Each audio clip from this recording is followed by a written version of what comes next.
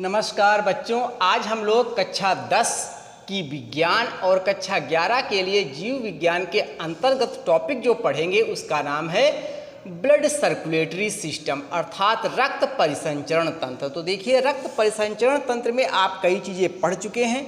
इसमें आपने क्या पढ़ा था?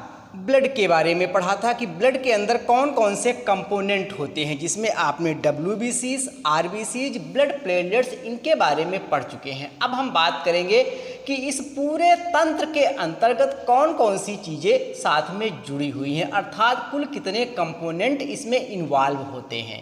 तो देखिए, पहला मेन तो आपके पास हृदय ही आता है। उसके बाद हृदय से लगी हुई क्या है? धमनियाँ लगी हुई हैं, और हृदय से ही लगे हुई क्या होती हैं? शिराएँ। इन्हीं सभी के अंदर क्या होता है? रुधिर का परिसंचरण होता रहता है, और रुधिर को शुद्धिकरण के लिए क्या होते हैं? फेफड़े होते हैं। तो इस प्रकार से आपने देखा यहाँ पर हृदय, धमनियाँ, शिराएँ, रुधिर और फेफड़े, ये सभी चीज़ें इसमें इन्वॉल्व होती हैं।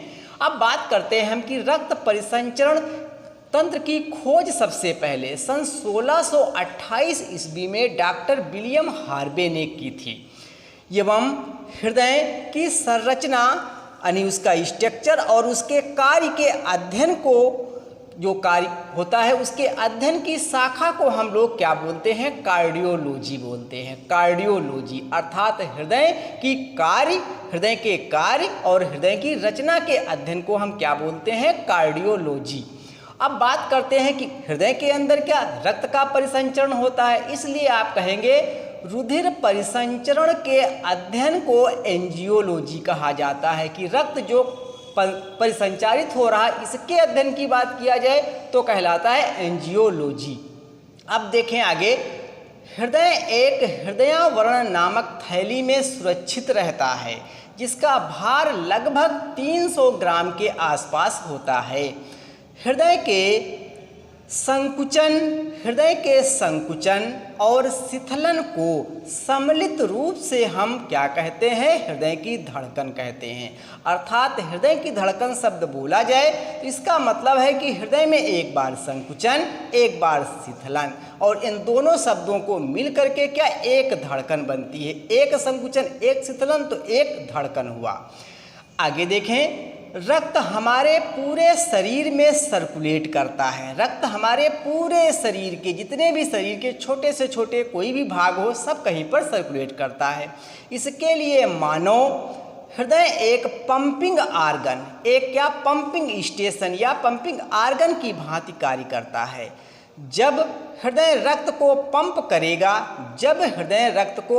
करेगा तब रक्त पूरे शरीर में जाता है। मानो हृदय में 4 चैम्बर या कक्ष होते हैं। मानो हृदय में 4 कक्ष होते हैं। आइए आगे देखें। देखिए, 4 चैम्बर होते थे, उसके बाद ऊपर वाले 2 कक्षों को हम क्या बोलते हैं? एट्रियम बोलते हैं। ऊपर वाले जो 2 कक्ष होते हैं उनको एट्रियम बोलते हैं। इसी प्रकार से नीचे वाले कक्षों को हम क्या? वेंट्रिकल्स बोलते हैं।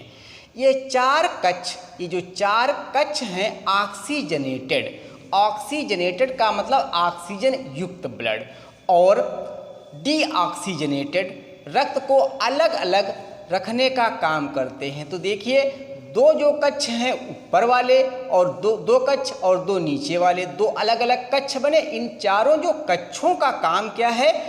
ऑक्सीजनेटेड और डीऑक्सीजनेटेड ब्लड को अलग अलग यानी सेपरेट करके रखना मेन इनका मुख्य कार्य है। आगे बात करें, देखिए धमनियाँ। तो धमनी जो होती हैं इनका मेन काम क्या है? शुद्ध रक्त ले जाना हृदय से शरीर के अंगों तक। ध्यान रखें, बहुत ही महत्वपूर्ण पॉइंट है, पेपर में पूछा जाता है कि धमनियों का काम क्या है? शुद्ध रक्त ले जाना हृदय से शरीर के अंगों तक। तो हृदय से शरीर के अंगों तक का जो भी रक्त का परिसंचरण हो रहा है किसके माध्यम से? धमनी के माध्यम से हो रहा है। अब दूसरी धमनी आती है पल्मोनरी धमनी। देखिए, तो पल्मोनरी धमनी शुद्ध की जगह पर केवल हम क्या कर देंगे? अशुद्ध कर देते हैं। शुद्ध का मतलब यहाँ पर क्या है? Oxygenated blood. अशुद्ध का मतलब क्या है? डीऑक्सीजनेटेड। तो पल्मोनरी जो धमनी है ये अशुद्ध रक्त ले जाना लेकिन काम देखें एक ही होगा, हृदय से शरीर के अंगों तक। यहाँ पर देखें तो हृदय से फेफड़ों तक, क्योंकि फेफड़ों में क्या होगा, इनका शुद्धिकरण होगा। तो ये हृदय से फेफड़ों तक ले जाती हैं कौन सी, पल्मोनरी धमनी, और ये अशुद्ध रक्त ले जाती है, क्योंकि फेफड़ों के अंदर अशुद्ध रक्त जाएगा और उसी रक्त का क्या होगा, शुद्धिकरण होगा, अर्थात जो डीऑक्सीजनेटेड ब्लड था वो क्या हो जाएगा, कन्वर्ट इनटू ऑक्सीजनेटेड ब्लड में। अब उसके बाद बात करते हैं शिरा के बारे में। तो जितनी भी शरीर में शिराएं हैं, अशुद्ध रक्त लाना शरीर के अंगों से हृदय तक, इनका काम क्या है, अशुद्ध रक्त पहला है। उसके बाद बात की जा रही है शरीर के अंगों से हृदय तक लाने का कार्य करती हैं। अब दूसरा पॉइंट आएगा पल्मोनरी शिरा का फिर काम क्या है। तो जो पल्मोनरी शिरा है, ये शुद्ध रक्त लाना कहाँ से, फेफड़ों से हृदय तक, क्योंकि फेफड़े ने क्या किया था, शुद्ध कर दिया था रक्त, अर्थात जो वहाँ पर डीऑक्सीजनेटेड ब्लड था उसको ऑक्सीजनेटेड करने के लिए क्या करेंगे, फेफड़ों से हम लेकर के आएंगे, इसीलिए यहाँ पर क्या रक्त हो गया, शुद्ध। तो आप कहेंगे पल्मोनरी जितनी भी शिराएं हैं ये क्या करती हैं, शुद्ध रक्त लाना फेफड़ों से हृदय तक, इनका मुख्य कार्य है। अब देखिए आगे बात करते हैं, जो अशुद्ध रक्त होता है शरीर के अंदर, क्या जो अशुद्ध रक्त है, इसके लिए सुपीरियर वेना कावा और इन्फीरियर वेना कावा से दाईं एट्रियम में इंटर करता है। तो ध्यान दें सभी लोग, यहाँ पर बात किया जा रहा है जितना भी शरीर के अंदर अशुद्ध रक्त है। अब शरीर के अंदर अशुद्ध रक्त ऊपर वाले भाग में भी होगा और नीचे वाले भाग में भी होगा। तो ऊपर वाले भाग के लिए हम बोलेंगे सुपीरियर वेना कावा, और हमारे जो निचला पार्ट है शरीर का उसको बोलेंगे इन्फीरियर वेना कावा। इन दोनों के साइड से कहा गया है दाईं एट्रियम में इंटर करता है। इसके बाद ये रक्त राइट वेंट्रिकल में चला जाता है। तो देखिए पॉइंट बहुत ही महत्वपूर्ण था कि अशुद्ध रक्त सुपीरियर और इन्फीरियर वेना कावा से दाईं एट्रियम में इंटर करता है, उसके बाद ये राइट वेंट्रिकल में चला जाता है। उसके बाद पल्मोनरी आर्टरी से होते हुए पल्मोनरी आर्टरी से होते हुए रक्त फेफड़ों में चला जाता है। पल्मोनरी आर्टरी से होते हुए रक्त फेफड़ों में चला जाता है। उसके बाद फेफड़े उस अशुद्ध रक्त को शुद्ध कर देते हैं। इसका मतलब यह हुआ कि जो डीऑक्सीजनेटेड ब्लड था ये क्या ऑक्सीजनेटेड ब्लड में अब कन्वर्ट हो चुका है। तो देखिए अब हम सबसे पहले हम लोग क्या करेंगे, जो 4 चैम्बर की बात की जा रही है बच्चों, देखिए वो चारों चैम्बरों को आप ध्यान से देखने का प्रयास करेंगे इस चित्र के माध्यम से। तो देखिए हम क्या कर रहे हैं, मानव हृदय की रचना को दिखाने का प्रयास कर रहे हैं। तो आप पहले चैम्बरों को चारों को समझें। देखिए एक आपके पास ये चैम्बर लगा हुआ है, इसका नाम लिखा गया है राइट एट्रियम। ऐसे एक देखिए कक्ष आपके पास ये है जिसका नाम लिखा गया है लेफ्ट एट्रियम, यानी ये आपके पास बायां अलिंद है और ये क्या दायां अलिंद है। इसी प्रकार से इस साइड में आप एक कक्ष देखें जिसका नाम लिखा गया राइट वेंट्रिकल। इसी प्रकार से एक कक्ष आप ये देख रहे हैं, एक कक्ष मिलेगा जिसका नाम आपके पास लिखा हुआ मिलेगा, ये भी आपके पास क्या इसका नाम हो जाएगा, ये देखिए यहाँ पर राइट है तो इस साइड में लेफ्ट वेंट्रिकल आपके पास देखिए लिखा हुआ है, ये क्या लेफ्ट वेंट्रिकल। तो आपने देखिए 4 कक्ष देखे, ऊपर 2 साइड में क्या लगे हैं एट्रियम, अर्थात राइट एट्रियम लेफ्ट एट्रियम। इसी प्रकार से राइट वेंट्रिकल लेफ्ट वेंट्रिकल आपके पास लगा। अब देखिए सबसे पहले हम लोगों ने पॉइंट अभी बात किया था क्या, superior vena cava. Superior vena cava को शॉर्ट में SVC के नाम से भी हम लोग लिख देते हैं। इसी प्रकार से नीचे साइड से देखिए इन्फीरियर वेना कावा। तो शरीर के ऊपरी भाग से और शरीर के निचले भाग से अशुद्ध जो रक्त होता है वो सबसे पहले कहाँ भी आया, आपने देखा था किसमें आया, राइट एट्रियम के अंदर आता है। सबसे पहले राइट एट्रियम के अंदर आता है और राइट राइट एट्रियम और राइट वेंट्रिकल के जंक्शन पर एक वाल लगी होती है। क्या लगी होती? वाल, जिसका नाम देखिए है ट्राइकस्पिड वाल लगी होती है। ये वाल कौन सी है? ट्राइकस्पिड वाल लगी होती है। ये ट्राइकस्पिड वाल जब निचले भाग से शरीर के और ऊपरी भाग से अर्थात superior vena cava inferior vena cava से अशुद्ध रक्त आकर के राइट वेंट्रिकल में क्या भर जाता है। भरने से इस कोष्ठ के अंदर दबाव उत्पन्न होता है। दबाव के कारण यह जो ट्राइकस्पिड वाल है ये वाल खुल जाती है और खुलने के परिणाम स्वरूप रक्त क्या होता है? किसमें आ जाता है? राइट वेंट्रिकल के अंदर रक्त आ जाता है। देखिए राइट वेंट्रिकल जो चैम्बर बना हुआ इसके अंदर रक्त आ गया। जैसे रक्त ये आ जाता अब ये वाल क्लोज हो जाएगी, क्योंकि आपको मालूम है वाल का मतलब होता है केवल एक दिशा में कार्य करना, विपरीत दिशा में जाने से रोकना। और तुरंत आपके पास देखिए यहाँ पर आप ध्यान दें तो अगले भी एक वाल लगी हुई है जिसका नाम है सेमी ल्यूनर वाल। सेमी ल्यूनर वाल से होता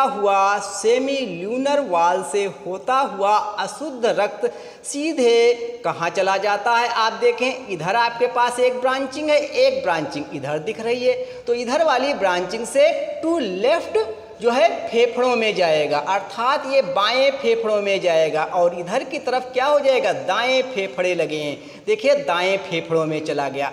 तो आप देख रहे हैं यहाँ पर धमनी कौन सी थी? राइट पल्मोनरी धमनी में कौन सा रक्त आया? अशुद्ध रक्त आपके पास देखिए आया। इसी प्रकार से अशुद्ध रक्त देखिए लेफ्ट पल्मोनरी धमनी, लेफ्ट पल्मोनरी धमनी के अंदर भी अशुद्ध रक्त आया। तो अशुद्ध रक्त आप समझ चुके हैं कि शरीर के ऊपरी भाग से अर्थात अपर लिम्ब, हेड कह सकते हैं। देखिए अपर लिम्ब मैंने दिखाया है, हेड और अपर लिम्ब से जितना भी अशुद्ध रक्त है सुपीरियर वेना कावा के द्वारा हृदय के राइट एट्रियम में इंटर करता है। इसी प्रकार से ट्रंक और लोअर लिम्स जो है इसका जितना भी अशुद्ध रक्त है इंफीरियर वेना कावा के द्वारा आकर के राइट वेंट्रिकल में स्टोर होता है और जब भर जाता है यहाँ पर इस चैम्बर, इस पर दबाव पड़ने के साथ जो ट्राइकस्पिड वाल्व है ये वाल्व खुल जाती है और रक्त कहाँ आ गया? राइट वेंट्रिकल के अंदर आ गया। राइट वेंट्रिकल से होता हुआ देखिए सीधा आपके पास कहाँ पर है? सेमी ल्यूनर वाल एक लगी हुई दिख रही है। कौन सी? सेमी ल्यूनर वाल यहाँ पर लगी हुई है एरोटा में। और देखिए ये आपके पास क्या है? सेमी ल्यूनर वाल से होता हुआ ऐसे राइट पल्मोनरी आर्टरी में चला जाता है और इसी प्रकार से लेफ्ट पल्मोनरी आर्टरी में चला जाता है। ये ब्लड कैसा था? डीऑक्सीजनेटेड अर्थात अशुद्ध रक्त था। अब फेफड़े क्या करेंगे? दोनों साइड के बोथ साइड देखिए फेफड़े लगे हैं। ये फेफड़े क्या करेंगे? ऑक्सीजन युक्त ब्लड में इसको कन्वर्ट कर देंगे। ऑक्सीजन युक्त ब्लड जब कन्वर्ट हो जाएगा तो आप देखेंगे फ्रॉम लेफ्ट लंग्स में क्या है? पल्मोनरी वेन लगी हुई है। इसी प्रकार से आप देखें राइट साइड में लंग्स में ये भी पल्मोनरी वेन लगी है, अर्थात कह सकते हैं ये कौन सी है? पल्मोनरी सिराएं दोनों साइड में लगी हुई हैं, लेफ्ट साइड में भी राइट साइड में लंग्स से। अब ये शुद्ध रक्त को क्या करके देखिए लेकर आ रही है। ये शुद्ध रक्त को कहाँ पर लेकर के आ रही? ध्यान दें तो ये आपके पास कहाँ आ रहा है? लेफ्ट एट्रियम में, लेफ्ट एट्रियम के अंदर आता है, आकर के यहाँ से फिल होता है और यहाँ पर देखें जो राइट साइड का लंग्स था अर्थात पल्मोनरी वेन था ये भी रक्त को लाती है। कहाँ लाती है? तो शुद्ध रक्त कहाँ आपके पास आया? आप देख रहे हैं लेफ्ट एट्रियम के अंदर शुद्ध रक्त आ गया। शुद्ध रक्त कहाँ आ गया? लेफ्ट एट्रियम के अंदर। अब फिर जो ये अलिंद और ये जो निलय है इसके जंक्शन पर भी एक वाल लगी होती है, जिस वाल का नाम क्या है? बाइकस्पिड वाल। बाइकस्पिड वाल या मेट्रियल वाल भी आप इसे कह सकते हैं। ये वाल क्या है? बंद है। जैसे जैसे ब्लड शुद्ध रक्त आता रहेगा इस चेंबर में अर्थात लेफ्ट एट्रियम में, ये भर जाएगा। भरने के कारण इस जंक्शन पर दबाव पड़ेगा, दबाव के साथ ही बाइकस्पिड वाल्व खुल जाती है। बाइकस्पिड वाल्व खुल जाती है। खुलने के परिणाम स्वरूप तुरंत रक्त कहाँ आ जाएगा? लेफ्ट वेंट्रिकल में प्रवेश कर जाता है। पूरा का पूरा रक्त लेफ्ट वेंट्रिकल में आ गया। अब देखिए तुरंत वाल्व बंद हो जाती, क्योंकि अभी मैंने बताया वाल्व का काम क्या है? केवल एक दिशा में जाने देना। उसके बाद देखिए जो आपके पास लेफ्ट वेंट्रिकल है इसी से लगा हुआ देखिए एक दिखाया गया एरोटिक वाल लगी हुई, आप देखें ध्यान दें यहाँ पर, इससे आया रक्त और ये क्या लगा हुआ है? एरोटा, अर्थात ये पूरा एरोटा है देखिए यहाँ पर, और इसको बोलेंगे हम एरोटिक वाल्व। एरोटिक वाल्व के थ्रू ये कहाँ चलाएगा? पूरे शरीर में। देखिए इस प्रकार से शरीर के विभिन्न भागों में शुद्ध रक्त पहुँच जाता है। तो शुद्ध रक्त आपने देखा सबसे पहले फेफड़ों से कहाँ पर आया? लेफ्ट एट्रियम में आया। लेफ्ट एट्रियम से इंटर करता है लेफ्ट वेंट्रिकल के अंदर। लेफ्ट वेंट्रिकल से होता हुआ सीधा जो है कौन सी वाल? एरोटिक वाल के द्वारा पहुंच जाता है शरीर के ऊपरी भागों में। देखिए जाने के लिए ये लगा, यही हृदय के बैक साइड से आप देखें ये सीधा सीधा यहाँ पर डिसेंडिंग एरोटा दिखाया गया है। डिसेंडिंग एरोटा के अंदर भी क्या रक्त है? शुद्ध रक्त है, और ये शरीर के निचले भागों को सप्लाई करता है। अब ध्यान दें, ये सभी जितनी भी क्रिया चल रही है, ये पूरी की पूरी जितनी क्रिया संचालित हो रही है, इस सभी चीज़ों को कराने के लिए एक नोड रिस्पॉन्सिबल है, क्योंकि जिसका नाम एसे नोड है। आप कह सकते हैं साइनो आर्टिकुलर नोड एक है। इस नोड के अंदर लगातार क्या होती रहती है? क्रमाकुंचन तरंगें जैसी, कह सकते हैं एक स्पंदन होता रहता, और इसी की वजह से पूरी की पूरी हृदय जो क्या हो जाती है? लगातार वाइब्रेट करती है। लगातार वाइब्रेट देखिए कर रहा हृदय की है। और इसी से लगा हुआ एक और ख़ास गुच्छा है जिसका नाम है एबी नोड। एबी नोड देखिए यहाँ पर लगा है। एबी नोड से निकली हुई एक ब्रांच दिखाई गई है। इस ब्रांच की एक दो देखिए शाखाएं हैं। इन शाखाओं को हम क्या बोलते हैं? Bundle of his. Bundle of his के नाम से जानते हैं। तो बंडल ऑफ हिज कहाँ पाए जा रहे हैं? आप देख रहे हैं ये वेंट्रिकल रीजन में है, चाहे लेफ्ट वेंट्रिकल हो या राइट हो। आर्किल में बिल्कुल नहीं है, अर्थात एट्रियम में नहीं है, वेंट्रिकल में पाए जा रहे हैं। ये धीरे धीरे इससे भी बहुत सी ब्रांचें या धागे जैसी रचनाएं निकलती हैं। इन सभी रचनाओं को हम क्या बोलते हैं? छोटे छोटे जो धागे जैसी हैं, पुरकिंजे फाइबर इनको कहा जाता है। पेपर में पूछा जाता है परकिंजे फाइबर कहाँ पाए जाते हैं? तो परकिंजे फाइबर हृदय के अलिंद भाग में पाए जाते हैं। आगे देखें, यही जो एरोटा यानी एबी नोड से ये जो ब्रांच निकली, इस ब्रांच को हमने पहले क्या कहा? बंडल ऑफ हिज कहा है। बंडल ऑफ हिज धीरे धीरे और ये पतली ब्रांचें होती चली जाती हैं। ये कहाँ से निकल रहा है? तो आप देखें लेफ्ट वेंट्रिकल और राइट वेंट्रिकल के बीच में एक अवकाश पड़ा हुआ दिख रहा है जिसका नाम है inter ventricular septa. Inter ventricular, ये आपके पास क्या लगा हुआ है? सेप्टम लगा हुआ है। इसी सेप्टा के द्वारा ये फाइबर फैले हुए पूरे रहते हैं और लगातार इन कोष्ठकों अर्थात इन चैम्बरों अर्थात वेंट्रिकल के अंदर एक तरंगें उत्पन्न करते रहते हैं, जिसके कारण यह संपूर्ण क्रिया संपादित होती रहती है। तो आइए देखिए, आपने चित्र के माध्यम से समझा। अगला पॉइंट आप देखें तो शुद्ध रक्त होने के बाद जो रक्त कहाँ कहाँ हुआ था? शुद्ध फेफड़ों में। अभी आपने देखा पल्मोनरी वेन से होता हुआ लेफ्ट एट्रियम में पहुँच जाता है। तो जो शुद्ध रक्त होने के बाद मैं बोल रहा हूँ पल्मोनरी सिरा से होता हुआ लेफ्ट एट्रियम में पहुँच जाता है। उसके बाद शुद्ध रक्त लेफ्ट वेंट्रिकल में इंटर करता है। लेफ्ट वेंट्रिकल में इंटर करता है।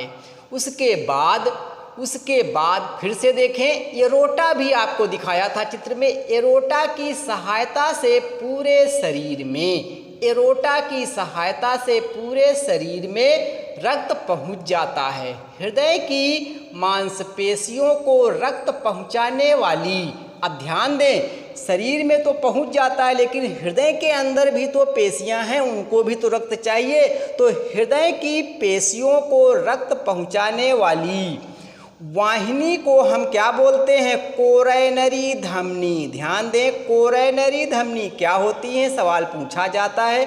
तो हृदय के अंदर जो मांसपेशियां लगी हैं उनको रक्त पहुंचाने वाली जो धमनी है उसका क्या नाम है? कोरोनरी धमनी। तो कोरोनरी धमनी में रुकावट होने पर, अगर किसी कारण से कोरोनरी धमनी के अंदर कोई ब्लॉकेज हो जाता है या रक्त का रुकावट हो जाता है तो इसके वजह से हार्ट का अटैक हो सकता है, अर्थात हृदय घात हो सकता है। अम्लीयता अर्थात एसिडिटी हृदय की गति को बढ़ाती है। अगर आपने ज़्यादा अम्लीय पदार्थों का सेवन करेंगे तो हार्ट का जो रेट है वो बढ़ जाएगा, हृदय की धड़कन। इसी प्रकार से जो क्षारकता है, क्षारीय पदार्थ है, कम करती है। क्षारीय पदार्थ हृदय की धड़कन को क्या करते हैं? कम करते हैं। तो हम आगे देखें, एक धड़कन में लगभग, धड़कन किसको बताया गया था? संकुचन और शिथिलन को बताया गया था। तो आगे बात करते हैं, एक धड़कन में लगभग 70 मिलीलीटर रक्त पंप होता है और होता है। सामान्य अवस्था में मनुष्य का हृदय, नॉर्मल कंडीशन में कहा जा रहा, मनुष्य का हृदय 1 मिनट में 72 से 75 बार धड़कता है। बताइएगा। आगे देखें तो आगे एक बार पंप किए आयतन को, जब देखें एक बार रक्त क्या हो गया? पंप हो गया। तो कितना बताया गया? 70 बताया गया था। तो एक बार पंप किए आयतन को स्टॉक आयतन कहते हैं। हम एक बार में जितना रक्त हृदय के द्वारा पंप किया जाता है उसको क्या बोलते हैं? स्टॉक आयतन कहते हैं। इस प्रकार स्टॉक आयतन और हृदय स्पंदन दर को गुणा कर देने पर मनुष्य के हृदय द्वारा प्रति मिनट पंप किए गए कुल रुधिर की मात्रा ज्ञात हो जाती है। इस आयतन को कार्डिक आउटपुट भी कहते हैं। इसी आयतन को कार्डिक आउटपुट कहते हैं। तो शॉर्ट में हम देखें, कार्डिक आउटपुट बराबर क्या होता है? हार्ट की बीट कितनी है? बीट हमने 72 से 75 बार अभी बताया। तो इस प्रकार से आपके पास ये आ गया, मैंने 72 मान लिया, कोई भी मान सकते हैं, ले सकते हैं डाटा इसमें। और गुणा क्या किया? स्टॉक वॉल्यूम से। स्टॉक वॉल्यूम जो आपके पास 75 था ml, तो इन दोनों को गुणा करने पर लगभग 5400 मिलीलीटर रक्त आया। तो इस प्रकार हम लगभग कह सकते हैं कि कार्डिक आउटपुट कितना आया? 5 से 5.5 लीटर प्रति मिनट होता है। तो प्रत्येक व्यक्ति का कार्डिक आउटपुट 5 से 5.5 लीटर प्रति मिनट होता है। अब बात करते हैं हृदय की ध्वनियों को। हृदय चूंकि जब बार बार पंप करेगा तो कुछ ना कुछ ध्वनि उसमें प्रोड्यूस होगी। तो उस ध्वनि को सुनने के लिए स्टेथोस्कोप से सुन करके हृदय स्पंदन की जांच की जाती है कि हृदय कितनी बार चल रहा है या कौन सी आवाज़ के साथ धड़क रहा है। तो देखिए आगे देखते हैं कि ब्लड प्रेशर, बीपी का शॉर्ट में नाम है, बीपी जिसे कहते हैं रक्तदाब अर्थात ब्लड प्रेशर। ब्लड प्रेशर नापने वाले यंत्र का नाम स्फैग्मोमैनोमीटर कहते हैं। उसका नाम क्या है? स्फैग्मोमैनोमीटर। ब्लड प्रेशर मानव के बाजू अर्थात आर्म की ब्रेंकियल धमनी में नापा जाता है। जब भी कभी नापना है तो कहाँ नापेंगे? बाजू की जो ब्रेंकियल धमनी है उससे नापा जाता है। सामान्य मनुष्य का रक्त का जो दाब है 120/80 mmHg होता है। 120/80 mmHg सामान्य ब्लड प्रेशर होता है। तो देखिए आगे हम बात करेंगे हृदय की कार्यविधि अर्थात वर्किंग ऑफ हार्ट किस प्रकार कार्य करता है, थोड़ा इसको भी समझें। तो देखिए हृदय की पंपिंग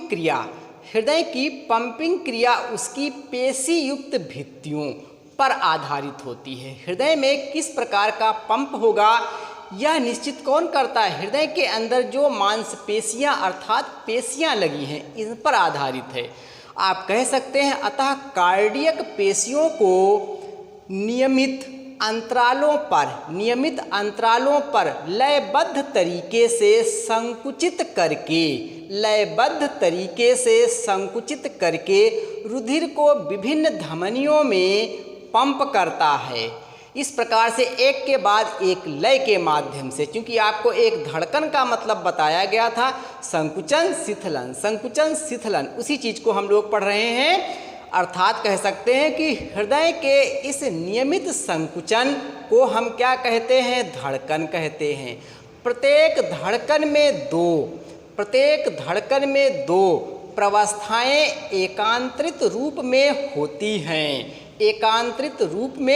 हैं। तो पहली प्रवस्था कौन सी थी?